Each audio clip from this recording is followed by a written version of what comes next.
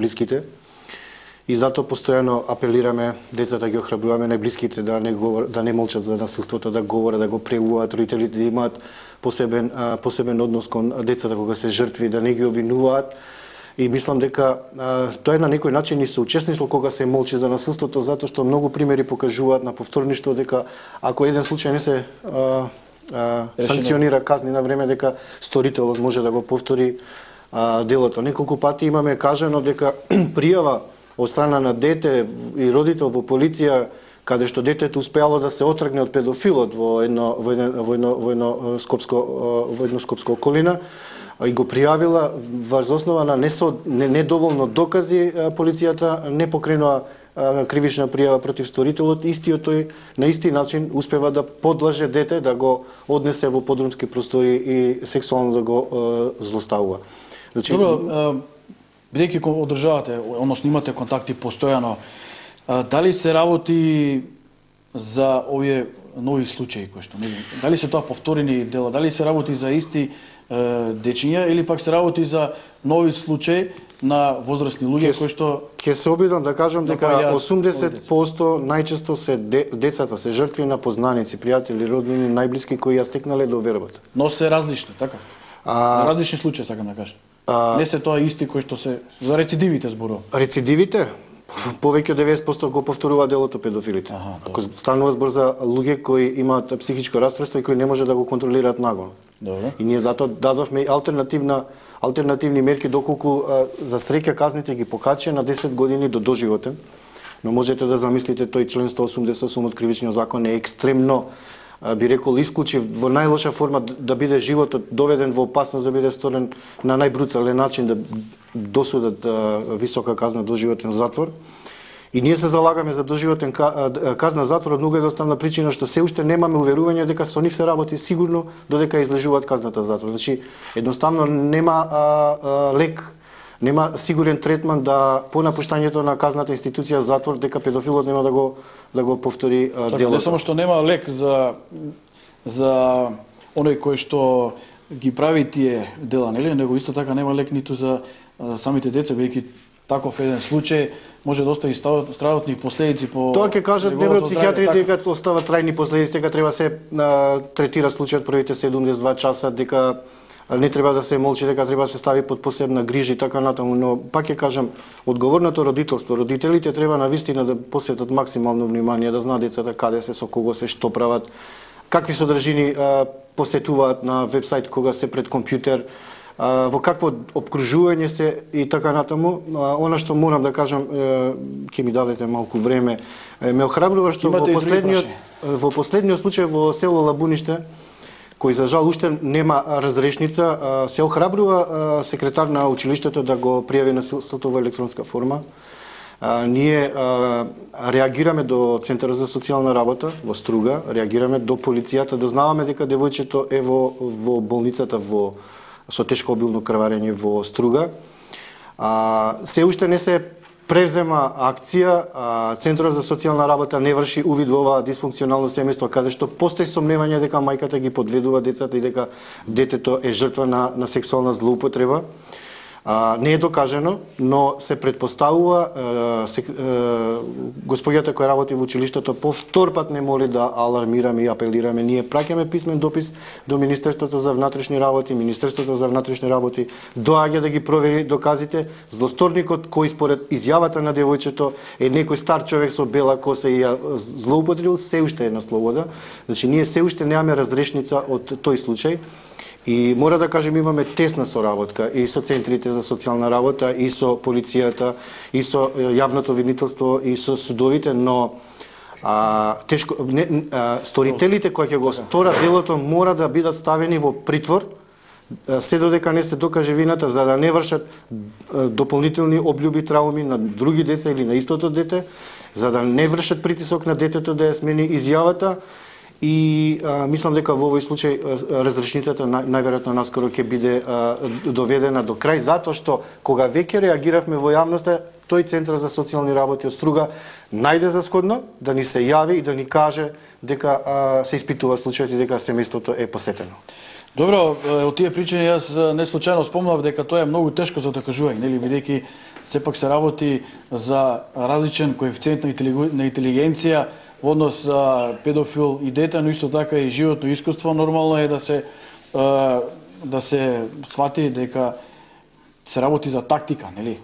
Со разни приказки, на разни начини како да може да се убеди детето или девојчето да отиде во некој простори каде што понатаму се случуваат тие мрачни сценарија. Бидејќи сигурно се прашувате и во овој момент додека ние разговараме, сигурно дел од вас си формирате еден профил или една физиономија. Ние спомнавме на почетокот на емисијата дека секој од нас има некоја друга представа како би требало да изгледа тој педофил.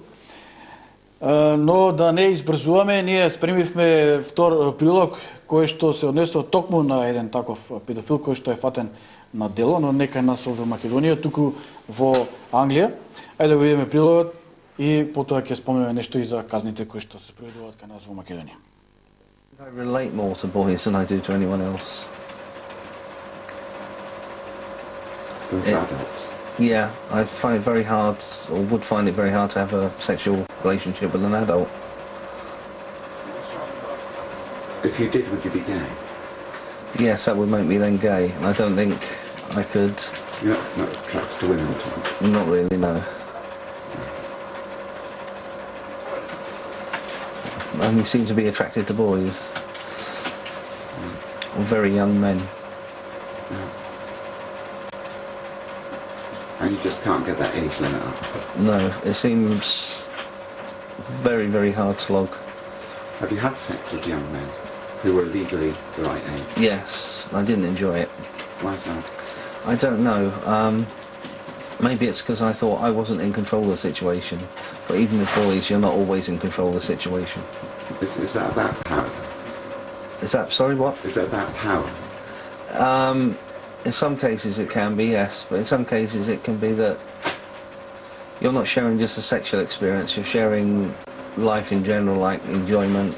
You've got hobbies that are the same, or joys like football or whatever. So it's not just the sexual part of it. You like their company? Yes, yeah. Their company, their conversation, their whole way of life, really. The Peter Pan principle. I don't want to grow up. What about family? Nothing to do with my family. I haven't had contact with them for years. Is that because they know you're a paedophile? I think that's part of it, but I didn't feel I belonged anyway. I felt an outsider.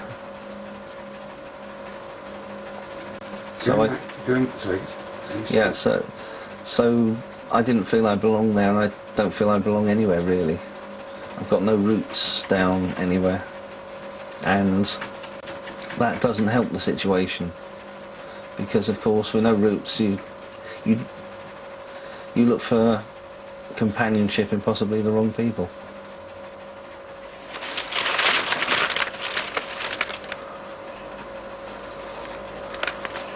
Paedophilia is a kind of, broad band of activity. I mean, are there areas of paedophilia that you disapprove of? Well, I'm not into S&M, which has come up a few times. I'm not really into buggery. With me, it's just masturbation and oral sex. Do you think you go to prison? It's more than likely, I would imagine. I don't know with the leniency they're giving these days.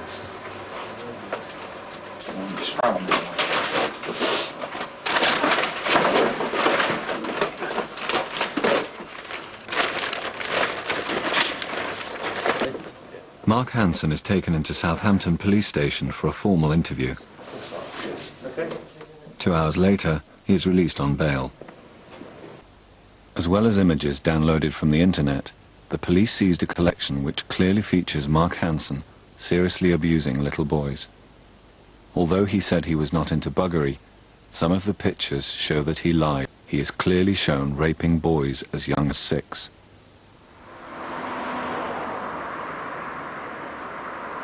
Six weeks later, DCI Bob McLachlan and DC Terry Bailey give evidence at the coroner's court.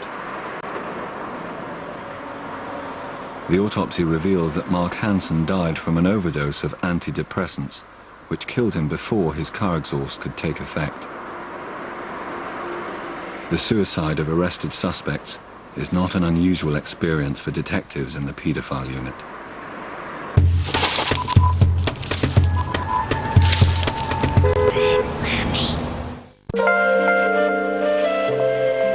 Кога веруваш во моќта на природата, знаеш дека границите не постојат. Она што е големо, може да биде уште поголемо, а убавото уште поубаво. Кога веруваш во моќта на природата, знаеш дека она што било добро, може да биде уште подобро. Производите на Битолска млекарница. Природата на дланка.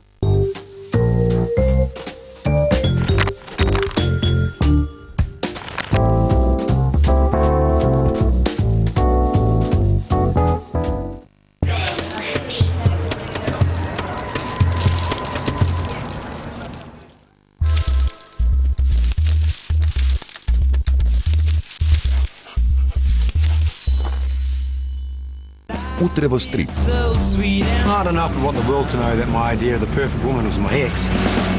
Дали да ја сакаш погрешната личност значи How would you like to go out on a date? Well, I am aware of this raging sexual... да научиш да се воздржиш But I reckon I can hold myself back. или Move it, Adam.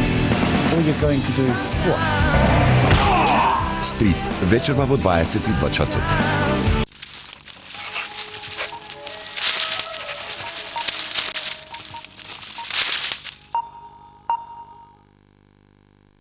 Порано или подоцна, крајот на сите оние кои што живеат ваков живот, им доаѓа крај.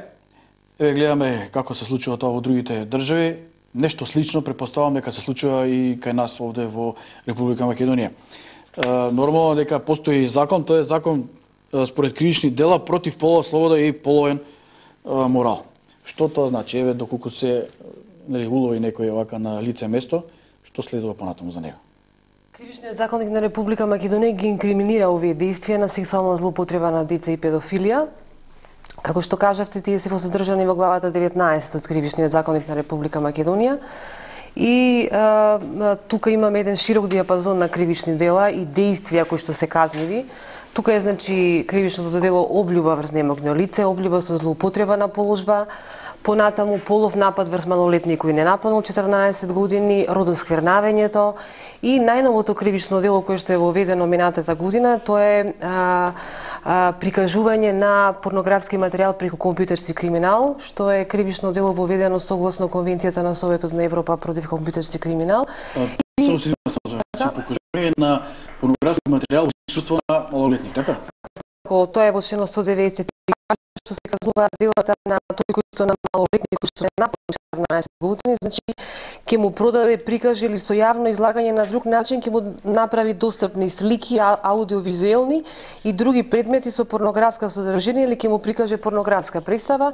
Имаме и потешки облици на ова кривично дело, значи исто така и казните за ова кривично дело имаме од 3 до 5 години за форми на ова кривично дело. Така што значи како што и сами кажавте, нашето законодавство предвидува овие кривични дела, но ние сме на став дека казнениот одговор на оваа социопатолошка појава. Министерството за правда како носител на извршната власт во минатите години континуирано работи на она што значи надоградување на законодавството за ефикасна превенција и исправување со сексуалната злоупотреба на деца.